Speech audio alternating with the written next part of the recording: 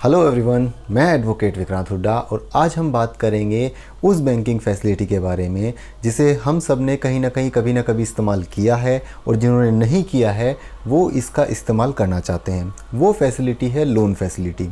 हम सभी ने किसी ना किसी रूप में, चाहे वो होम लोन हो, पर्सनल लोन हो, व्हीकल लोन हो, या हमारे पास जो क्रेडिट कार्ड हम यूज़ करते हैं, क्रेडिट कार्ड के थ्रू कोई लोन या कोई चीज़ें फाइनेंस करा के इस तरह की लोन फैसिलिटी को अवेल किया है। और बहुत सारे लोग हैं जो इस फैसिलिटी को अभी भी यूज़ कर रहे हैं।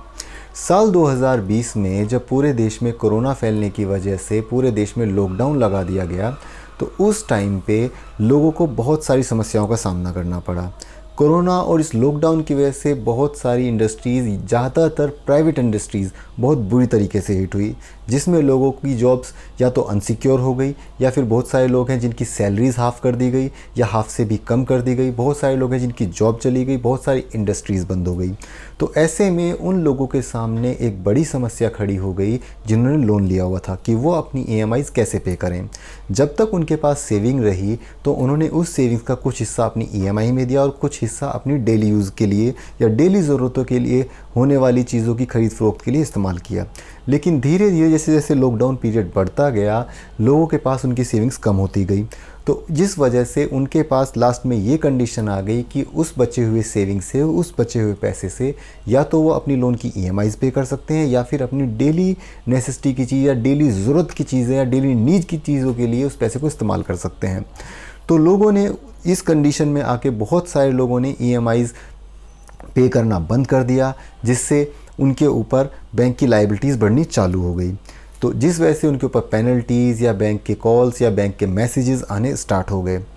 जब ये चीज़ें ज़्यादा धीरे धीरे ज़्यादा बढ़ी तो सरकार ने भी इस चीज़ को समझा, तो सरकार ने देश के अंदर लोन मोरिटोरियम की स्कीम लागू करने की बात कही, जिसे बाद में सुप्रीम कोर्ट के जजमेंट के बाद RBI ने पूरे देश के बैंकिंग सिस्टम के साथ जो बैंक्स हैं, NBFCs हैं, उनसे रिक्वेस्ट किया कि वो अपने कस्टमर्स को, अपने क्लाइंट्स को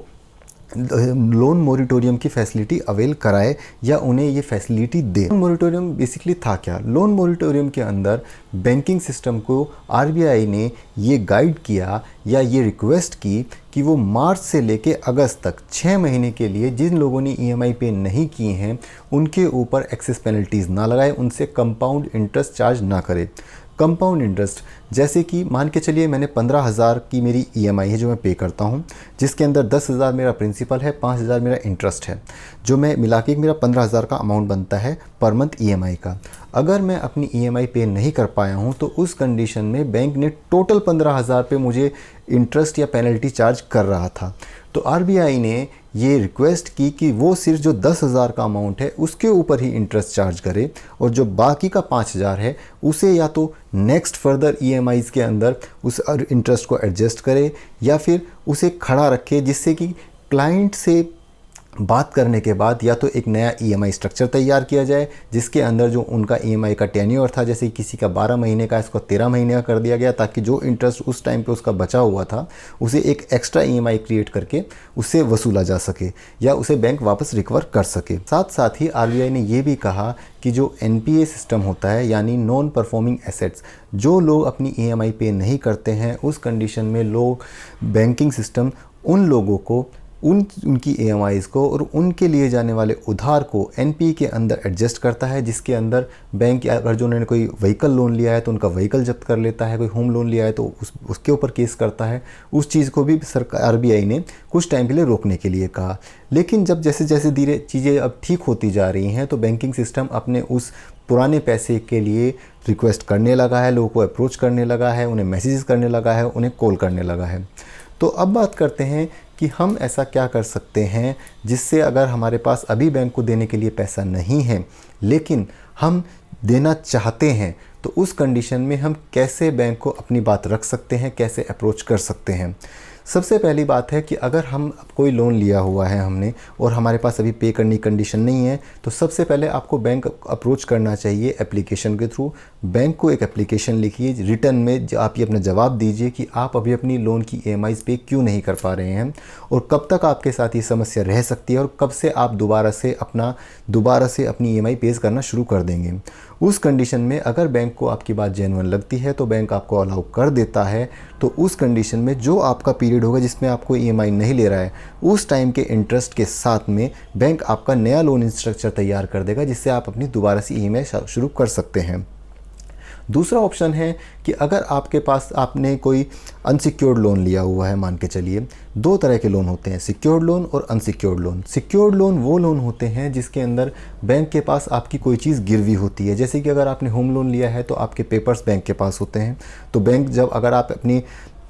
लायबिलिटी पे नहीं करते हैं तो बैंक आपकी चीज़ को नीलाम करके अपनी लायबिलिटी या अपना जो पैसा है वो रिकवर कर सकता है। आपका होम लोन उसके अंदर आता है, आपका गोल्ड लोन उसके सिक्योर्ड लोन के अंदर आता है, आपका व्हीकल लोन सिक्योर्ड लोन के अंदर आता है।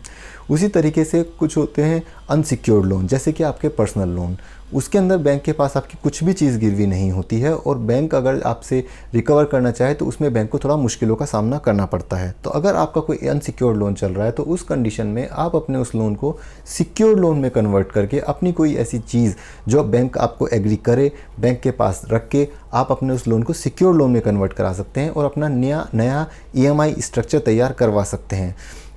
उसके साथ साथ ही कुछ लोग हैं जिन्हें बैंक ने अप्रोच किया और बैंक ने उन्हें नोटिस भी इशू कर दिए उनकी ईएमआई ना पे होने की वजह से। उस कंडीशन में उन लोगों से मैं रिक्वेस्ट करूंगा कि वो एक किसी अच्छे एडवोकेट, अच्छे लीगल एडवाइज़र के थ्रू उस लीगल नोटिस को आंसर ज़रूर करें, उसे रिटर्न में रिप्लाई ज़रूर करें और बैंक को बताएं कि वो क्यों और किन्हीं वजहों की वजह से अभी ईएमआई पे नहीं कर पा रहे हैं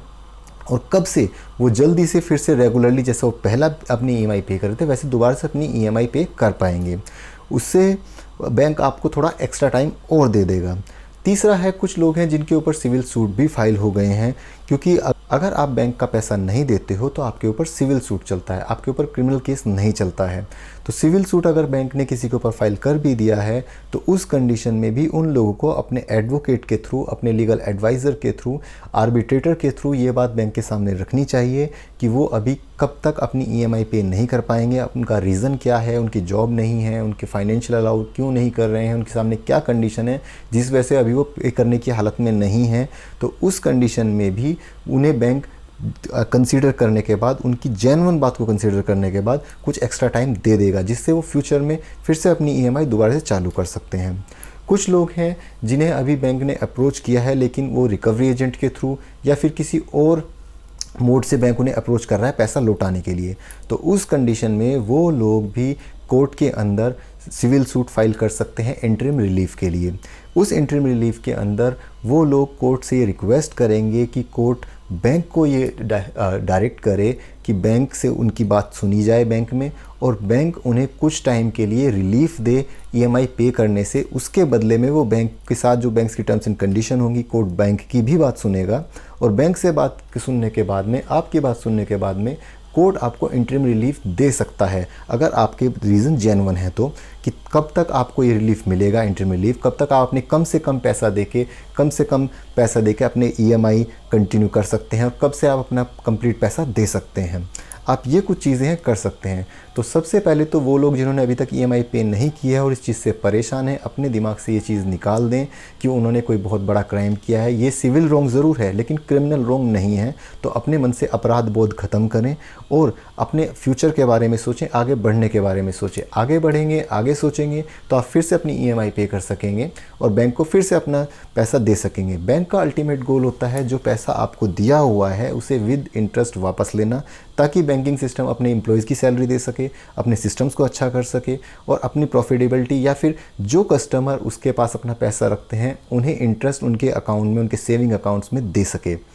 तो इस चीज़ को देखते हुए आप ये चीज़ें अप्रोच कर सकते हैं। तो प्लीज़ इस वीडियो को अपने यारों के साथ, दोस्तों के साथ, उन लोगों के साथ शेयर कीजिए जिन्होंने लोन्स लिए हुए हैं और उन्हें अब ये टेंशन है कि वो अपने लोन कैसे पे करें और कैसे करके वो बैंक को अप्रोच कर सकते हैं, क्योंकि उनकी फाइनेंशियल कंडीशन उन्हें अलाउ नहीं कर रही है। तो प्लीज़ इस वीडियो को ज़्यादा से ज़्यादा उन लोगों के साथ शेयर कीजिए। तो आज के वीडियो में इतना ही, मिलते हैं नेक्स्ट वीडियो में। तब तक के लिए जय हिंद, जय भारत।